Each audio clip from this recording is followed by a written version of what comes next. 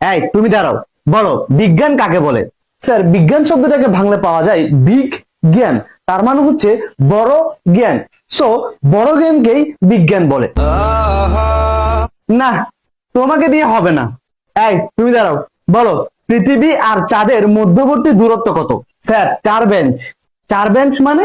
Sir, 4 bench আগে আপনার মেয়ে বসে আছে, আপনার মেয়ে হচ্ছে চাঁদ, আর আমি আপনার মেয়ের পৃথিবী। দোস্ত, এসব বলিস না, গুনাহ হবে। স্যার, এখানে আমার একটা কোশ্চেন ছিল, মানুষ যদি চাঁদে বসবাস শুরু করে তাহলে তারা কি দেখে ঈদ পালন করবে?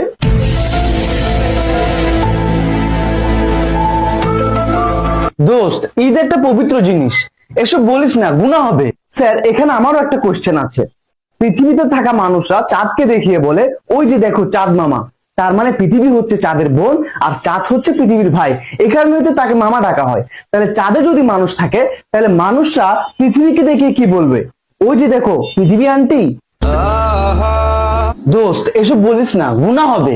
তো একটু আগে তুই বলছিলি স্যারের মেয়ে চাঁদ আর তুই পৃথিবী, তাহলে কি তোরা ভাই বোন?